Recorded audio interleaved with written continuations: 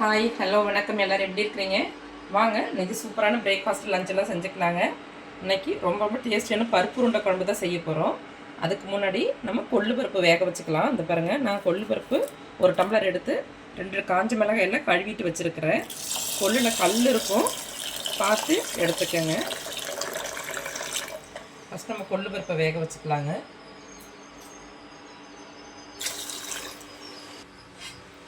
நல்லா ஒரு 5 விசில் வரட்டும். நான் 2 காஞ்ச மிளகாய் மட்டும் சேர்த்து வேக வைக்கிறேன்.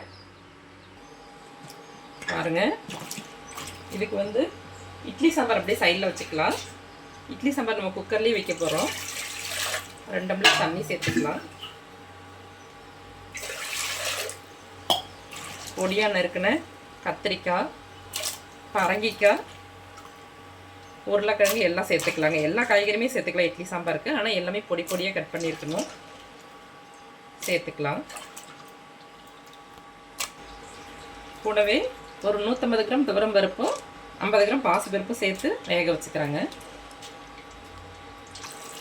நல்லா மூழ்கிற அளவுக்கு தண்ணி வச்சுக்கலாங்க.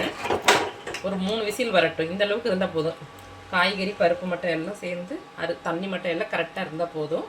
இப்போ நம்ம மூடி போட்டு ஒரு 3 விசில் வரட்டும். பருப்பு உருண்டை குழம்புக்கு நம்ம பருப்பு அரைச்சிக்கலாங்க. நம்ம வடைக்கு ஊற வைக்கிற மாதிரி 2 மணி நேரத்துக்கு முன்னாடி ஊற வச்சுக்கலாம். நான் நைட்டே ஊற வச்சுட்டேன் காலைல சமைக்கிறதுனால. இப்போ அரைச்சிக்கலாம். பாருங்கள், 3 காஞ்ச மிளகாய், சின்ன துண்டு இஞ்சி, ஒரு 10 பல்லு பூண்டு, 1 ஸ்பூனு சோம்பு சேர்த்துக்கலாங்க. இதை லைட்டாக அரைச்சி எடுத்துகிட்டு அது கூட பருப்பு சேர்த்து அரைச்சிக்கலாங்க. லைட்டாக சுற்றிட்ட போதும். அது கூட நம்ம பருப்பு சேர்த்துக்கலாம். நல்லா தண்ணியை வடிச்சிட்டு சேர்த்துக்கங்க. குறைஞ்சது 1 மணி நேரம்னாலும் ஊறி இருக்கணும், அப்போ தான் அரைக்க முடியும். எல்லாத்தையும் சேர்த்து குறைன்னு இந்த வடைக்கு அரைப்போம் இல்லையா, அந்த பக்குவத்துக்கு நம்ம அரைச்சி எடுத்துக்கலாம். பாருங்கள், இப்படி இந்த மாதிரி குறைன்னு அரைச்சி எடுத்துக்கிட்டால் போதும். இது நம்ம வதக்கி உருண்டை பிடிச்சிக்கலாம். கொள்ளு பருப்பு நல்லா வெந்துருச்சு. ஒரு 6-7 விசில் வரணுங்க. கொள்ளு பருப்பு கொஞ்சம் வேக லேட்டாகும். அது இறக்கிட்டு நம்ம அப்படியே பருப்புக்கு தாளிச்சிக்கலாம். 2 ஸ்பூன் எண்ணெய் ஊற்றி எண்ணெய் நல்லா காயட்டும். அது கூட ஒரு 1/4 ஸ்பூனு கடுகு சேர்த்தா போதும். நம்ம தாளிக்கலை, பருப்பை வதக்கிக்க போகிறோம். இப்படி வதக்கி பிடிச்சிட்டோன்னா உருண்டை நல்லா பிரியாமல் இருக்கும். கடுகு வெடிக்கட்டும். கடுகு வெடிச்சிருச்சு. ஒரு பாதி பச்சை மிளகாய், ஒரு பெரிய வெங்காயம், கருவேப்பிலை எல்லாம் பொடியாக கட் பண்ணி சேர்த்துக்கலாங்க.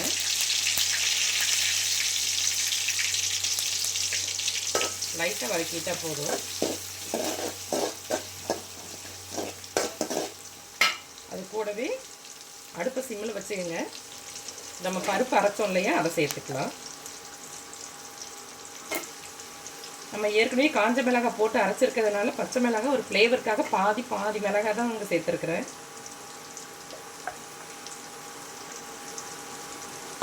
பருப்பு இதில் சேர்த்துக்கலாம். இந்த அப்படியே ஒரு பெரட்டி விடலாம். அடுப்பை சிம்மில் வச்சுக்கிட்டா போதுங்க. கொஞ்சமாக நம்ம உப்பு சேர்த்துக்கலாம். இதுக்கு பருப்புக்கு அளவு உப்பு சேர்த்துக்கலாம்.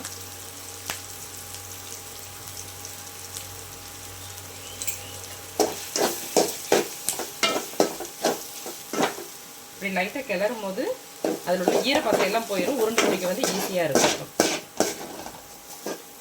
பாருங்கள், அவ்வளோ இதுதான் ரெடி ஆயிடுச்சு. நம்ம அடுப்பு ஆஃப் பண்ணிக்கலாம். நம்ம பருப்பு வதக்கி வச்சுருக்கோம்ல, அதை ஆறிட்டு இருக்கட்டும். உருண்டை பிடிச்சிக்கலாம். பிறகு நம்ம இப்போ தாளிச்சிக்கலாம். பருப்பு உருண்டை குழம்புக்கு நான் நல்லெண்ணெய் சேர்த்துக்கிறேங்க, ஒரு 3 ஸ்பூனு. அது கூடவே 1 ஸ்பூனு வெந்தயம் சேர்த்துக்கலாம். வெந்தயம் நல்லா பொன்னிறமாக பொரிஞ்சு வரட்டும்.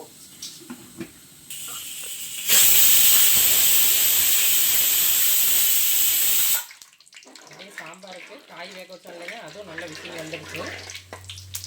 இந்த பருப்பு உருண்டை குழம்புக்கு நம்ம இப்போ வதக்கிட்டோம் இல்லையா, அதனால அப்படியே உருண்டை பிடிச்சி நம்ம டேரெக்டாக குழம்புல சேர்த்துக்கலாம். அப்படி இல்லாட்டியும் லைட்டாக நம்ம இட்லி பானையில் வேக வச்சு நம்ம இட்லி வேக வைக்கிற மாதிரி ஒரு 5 நிமிஷம் வேக வச்சு எடுத்து போட்டிங்கன்னா உருண்டை சுத்தமாக உடையாமல் அப்படியே இருக்கும். பாருங்கள், வதங்கிருச்சு. நம்ம பொடியாக நறுக்கணும். சின்ன வெங்காயமும் பெரிய வெங்காயமும் சேர்த்துக்கலாம். கூடவே 2 கொத்து கருவேப்பிலை சேர்த்துக்கலாங்க. அது கூட நல்லா ஒரு கப்பு இடித்த பூண்டு சேர்த்துக்கலாம். சேர்த்து நல்லா வதக்கிக்கலாம்.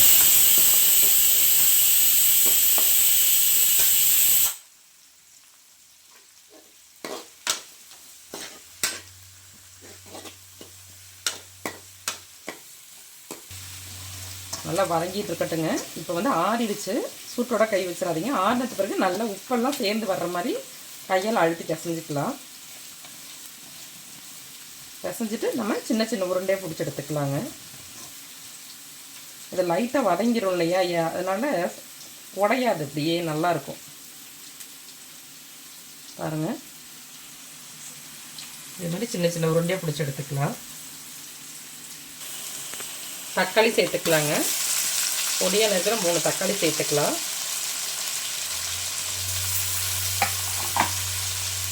தக்காளி வந்து கொஞ்சமாக கல்லுப்பு சேர்த்துக்கலாம்.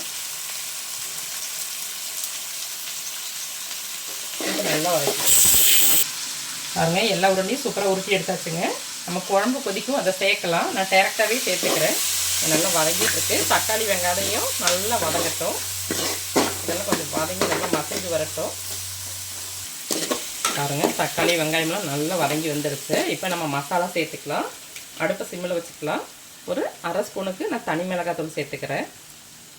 நம்ம குழம்புலையே மிளகாவும் சேர்த்துருக்குறோம். இருந்தாலும் கொஞ்சம் காரத்துக்கு, இது புளி குழம்பு மாதிரி இருக்கும் இல்லையா, கொஞ்சம் காரம் அதிகமாக இருக்கணும். ஒரு 3 ஸ்பூனு குழம்பு மிளகாத்தூள் சேர்த்துக்கலாம். சேர்த்து லைட்டாக வதக்கிக்கலாங்க. மசாலா கரிஞ்சிடாமல் அடுப்பு சிம்மில் வச்சுட்டு ஒரே ஒரு பிரட்டி எடுத்துகிட்டா போதும். இப்போ வந்து நம்ம புளி தண்ணி சேர்த்துக்கலாம். நான் ஒரு சின்ன லெமன் சைஸ் புளி எடுத்து கரைச்சி வச்சுருக்கிறேன். கரைச்சி வடிகட்டி வச்சுட்டு அதை சேர்த்துக்கலாம். நம்ம அது கூடவே நம்ம பருப்பு அரைச்சோம் இல்லையா, அந்த தண்ணி சேர்த்துக்கலாம். அப்போ குழம்பு நல்லா திக்க கொடுக்கும். அந்த மிக்ஸி ஜாரில் அப்படியே அலசி சேர்த்துக்கலாங்க. நல்லா கொதித்து வரட்டும். முதல்ல கொஞ்சம் உப்பு சேர்த்துருக்கோம், பார்த்துட்டு சேர்த்துக்கலாம். நான் இன்னும் கொஞ்சம் உப்பு சேர்த்துக்கிறேன். குழம்பு நல்லா கொதிக்கட்டும். பாருங்கள், சூப்பராக கொள்ளு பருப்பு வெந்துருச்சு. நம்ம தண்ணி அப்படியே இருத்துட்டு பருப்பை எடுத்து நம்ம மிக்சியில் அரைச்சி எடுத்துக்கலாங்க. பாருங்கள், கொள்ளு பருப்பு சூப்பராக அரைச்சி எடுத்துகிட்டு வந்தாச்சு. இது மாதிரி நல்லா கல்லில் அரைச்சோன்னா ரொம்ப நல்லாயிருக்கும். வேக வச்சதுனால சீக்கிரமே அரைஞ்சிருங்க. இது மாதிரி நல்லா அரைச்சி எடுத்துக்கலாம். கொஞ்சம் இந்த பாருங்கள் குறை குறைன்னு இருக்கணும். ரொம்ப நைஸாக அரைக்கக்கூடாது, துவையல் மாதிரி குறை குறைன்னு அரைச்சி எடுத்துக்கணும். கடைஞ்சா எப்படி இருக்கும், அந்த கொள்ளு பருப்பு கடையிறதுக்கு கொஞ்சம் இதுவாக இருக்கும். அதனால் நம்ம அரைச்சி எடுத்தாச்சுங்க. இப்போ தாளிச்சிக்கலாங்க. 2 ஸ்பூன் எண்ணெய் சேர்த்து சின்ன துண்டு பெருங்காயம் சேர்த்துக்கலாம். ஃப்ளேவருக்கு ஒரு காஞ்ச மிளகாய் கிள்ளி சேர்த்துக்கலாங்க. கூடவே 1 ஸ்பூனு கடுகு சேர்த்துக்கலாம். கடுகு நல்லா பொரியட்டும். அப்படி பாருங்கள், இங்கே உருண்டை குழம்பு நல்லா கொதிச்சுட்டு இருக்குது. இப்போது நல்ல ஒரு 5 to 10 நிமிஷம் இது நல்லா கொதிச்சிருக்கும். நான் ஒரு 1/4 மூடி தேங்காய் அரைச்சி சேர்த்துக்கிறேங்க. கடுகு வெடிச்சிருக்கு. அதில் ஒரு அரை ஸ்பூனு சீரகம் சேர்த்துக்கலாம். இப்போ வந்து 2 மல்லியை கூட நீங்கள் பொடிஞ்சு இந்த இடத்துல சேர்த்துக்கலாம். பொடியாக நறுக்குன வெங்காயம், அது கூடவே 2 பச்சை மிளகாய் கட் பண்ணி சேர்த்துருக்குறேங்க. ஒரு கொத்து கருவேப்பில்லை, ஒரு 10 பல்லு பூண்டு இடித்து சேர்த்துக்கலாம். எல்லாமே சேர்த்து நல்லா வதக்கிக்கலாங்க. இது வதங்கிட்டு இருக்கட்டும். இப்போ நம்ம தேங்காய் சேர்த்துக்கலாம். நீங்கள் தேங்காய் வேண்டாட்டி தேங்காய் பால் சேர்த்துக்கலாம். அப்படியே நல்லா கலந்து விட்டுட்டு உப்பு காரம்லாம் பார்த்துக்கோங்க. உப்பு பார்த்தாட்டி இந்த ஸ்டேஜில் சேர்த்துக்கலாம். இப்போ நம்ம உருண்டையை சேர்த்துக்கலாங்க. உருண்டை சேர்த்தது பிறகு கலரிக்கிட்டே இருக்கக்கூடாது. நீங்கள் வேக வச்சு போட்டுட்டிங்கன்னா உடையவே உடையாது. இப்படி போட்டாலும் உடையாது. கொஞ்சம் சீக்கிரம் வேலை முடிஞ்சிடும்.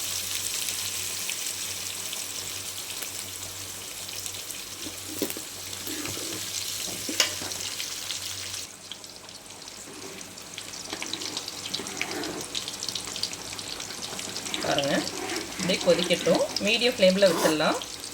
நீங்கள் வேணும்னா இந்த ஸ்டேஜில் சின்ன துண்டு வெல்லம் சேர்த்துக்கலாங்க. ரொம்ப நல்லாயிருக்கும். கொதிக்கட்டும். உருண்டை அடி பிடிக்காமல் நம்ம பார்த்துக்கணும். பொடியாக நறுக்குன தக்காளி ஒன்று சேர்த்துக்கலாங்க.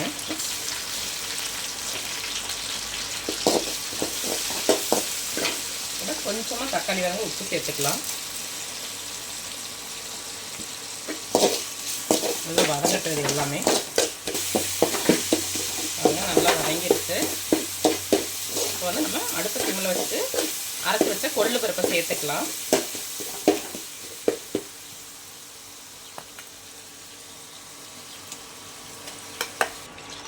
நம்ம வேக வச்ச தண்ணி இருக்கு இல்லைங்களா, அதை வந்து நம்ம அரைக்கும் போது கெட்டியாக தானே சேர்த்து அரைச்சிக்கலாங்க. நம்ம தண்ணி சேர்த்துக்கலாம். உங்களுக்கு எந்த அளவுக்கு திக்னஸ் வேணுமோ அதுக்கு தகுந்த மாதிரி பார்த்துட்டு நீங்கள் தண்ணி சேர்த்துக்கங்க. பாருங்க, தண்ணி சேர்த்தாச்சு. நல்லா கலந்து விட்டுக்கலாம். நம்ம நல்லா கெட்டியாக அரைச்சி எடுத்துட்டோம். இதுவே கல்லில் அரைச்சி எடுக்கும்போது நல்லா கொல கொலன்னு அரைச்சி எடுத்துக்கலாங்க. ரொம்ப நல்லாயிருக்கும். இந்த சூடாகாமல் அப்படியே இருக்கும்.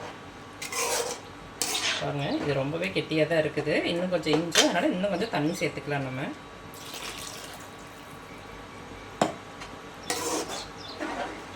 சேர்த்து கலந்துக்கலாங்க. தேவையான உப்பு சேர்த்துக்கலாம். நம்ம கொஞ்சமாக உப்பு சேர்த்தோம். இது நல்லா கொதிக்கட்டும்.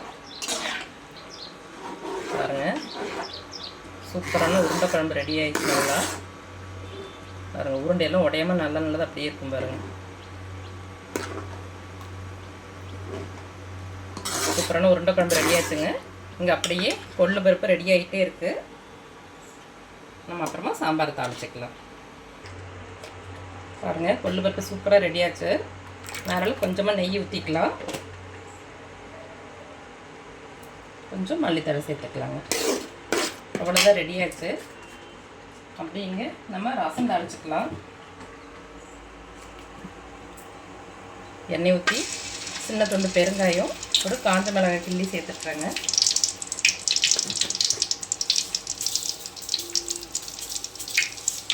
அரை ஸ்பூனு கடுகு சேர்த்துக்கலாம். கடுகு நல்லா பொரியட்டும். கடுகு பொரிஞ்சிருக்கு. கருவேப்பிலை சேர்த்துக்கலாம். அவ்வளோதாங்க, அடுப்பு ஆஃப் பண்ணிக்கலாம். ரசம் ரெடி பண்ணி வச்சுருக்கேன், கரைச்சி வச்சுருக்கேன். ரசம் கொதிக்கட்டுங்க. நம்ம அப்படியே கேரட் பீன்ஸ் தாளிச்சிக்கலாம். இங்கே 2 ஸ்பூன் எண்ணெய் சேர்த்துருக்குறேன். அரை ஸ்பூனு கடுகு சேர்த்துக்கலாம். கடுகு நல்லா பொரியட்டும். கேரட்டு பீன்ஸ் நல்லா கழுவிட்டு கட் பண்ணி வச்சுருக்கேங்க. அது கூட 1 ஸ்பூனு கடலைப்பருப்பு பாருங்கள் ஊற வச்சு சேர்த்துருக்குறேன். இப்போது இங்கே கடுகு நல்லா பொரிஞ்சிருச்சு. நம்ம வெங்காயம் சேர்த்துக்கலாம். அது கூடவே 2 பச்சை மிளகாய் கீரி சேர்த்துக்கலாம்.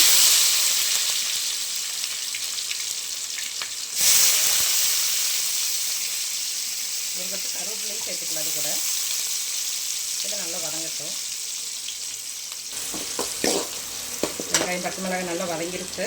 நம்ம இப்போ கேரட் சேர்த்துக்கலாம். கொஞ்சமாக உப்பு சேர்த்துக்கலாம். இதுலேயே கொஞ்சம் தண்ணி இருக்கு லேசாக, அதனால நான் தண்ணி எதுவும் ஊற்றலை. சேர்த்து கலந்துக்கலாம். இந்த தண்ணியிலே வெந்துக்குங்க. பாருங்கள், இவ்வளோ தண்ணி இருக்குது. இதுலேயே நல்லா வேகட்டும்.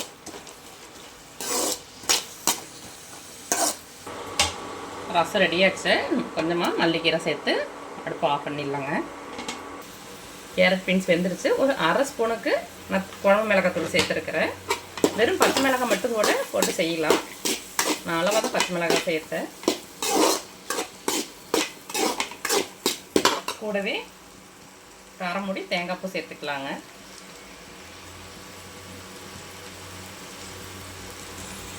சேர்த்து நல்லா கலந்துக்கலாம். அப்படியே ஒரு 2 நிமிஷம் இருக்கட்டும். பாருங்கள், கேரட் பீன்ஸ் சூப்பராக ரெடி ஆகிடுச்சு. இப்போ இறக்கிட்டு சாம்பார் தாளிச்சிக்கலாங்க.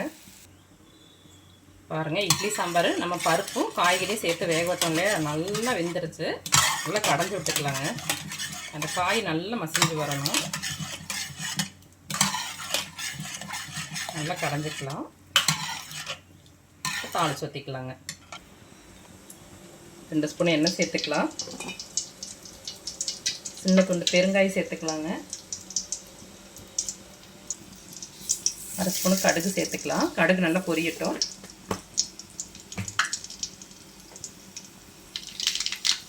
வெங்காயம் சேர்த்துக்கலாம். கூடவே கருவேப்பிலையும் சேர்த்துக்கலாம். வெங்காயம் நல்லா வதங்கட்டும். கூடவே தக்காளி புழிஞ்சு சேர்த்துக்கலாம்.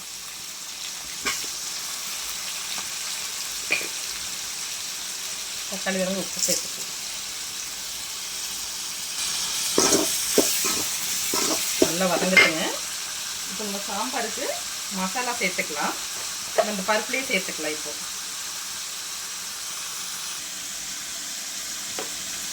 நான் குழம்பு மிளகாத்தூளே சேர்த்துக்கிறேன். நீங்கள் சாம்பாருக்கு என்ன பொடி யூஸ் பண்ணுவீங்களோ அது மாதிரி சேர்த்துக்கலாங்க. நான் புளி சேர்க்க மாட்டேன். நீங்கள் புளி வேணால் இந்த ஸ்டேஜில் கொஞ்சமாக சேர்த்துக்கலாம். நான் தேவையான அளவு தண்ணி சேர்த்துக்கிறேங்க.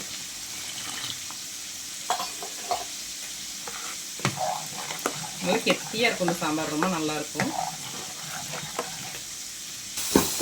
எல்லாம் நல்லா வதங்கிட்டு தக்காளி கொஞ்சம் மசியட்டும். இப்போ ரெடியாச்சு. நம்ம சாம்பாரில் சேர்த்து கொதிக்க வச்சுக்கலாம். உப்பு கொஞ்சம் சேர்த்துக்கலாம். நல்லா கலந்து விட்டு நல்லா கொதிக்கணுங்க. நம்ம மசாலாலாம் சேர்த்து இன்னும் கொதிக்க வைக்கல. பாருங்கள், சூப்பராக இருக்கும் இந்த சாம்பார். கொஞ்சமாக மஞ்சத்தூள் வேணால் சேர்த்துக்கலாம். நம்ம மிளகாத்தூள்லேயே மஞ்சத்தூள் இருக்குது. நல்லா கொதிக்கட்டும். பாருங்கள், சூப்பராக சாம்பார் ரெடி ஆச்சுங்க. இப்படி சைடில் இட்லியும் ரெடி ஆச்சு.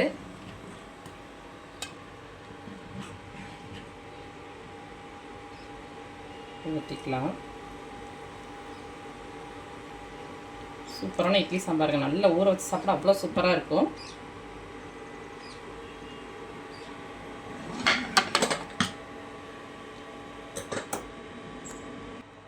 சூப்பரான பிரேக்ஃபாஸ்ட் ரெடி ஆச்சுங்க. அப்படியே லஞ்சும் பேக் பண்ணிக்கலாம். அப்படியே சாதமும் பிடிச்சாச்சுங்க. லஞ்சு பேக் பண்ணிக்கலாம். கேரட் பீன்ஸ் பொரியல் வச்சுக்கலாங்க. சூப்பரான கொள்ளு பருப்பு ரொம்ப ரொம்ப உடம்புக்கு நல்லதுங்க. இது மாதிரி குளிர்காலத்தில் வந்து கொள்ளு பருப்பு சேர்த்துக்கிறது ரொம்ப நல்லது.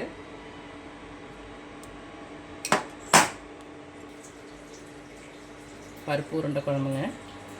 பாருங்கள், உருண்டை பார்த்திங்களா எவ்வளோ அழகாக உடையாமல் இருக்குது. நம்ம வேக வைக்கவே இல்லை. அது ரொம்ப நல்லா இருக்கு. அவ்வளோதாங்க இன்றைக்கி பிரேக்ஃபாஸ்ட் லஞ்சு. நீங்களும் இது மாதிரி செஞ்சு சாப்பிட்டு ஆரோக்கியமாக இருங்க.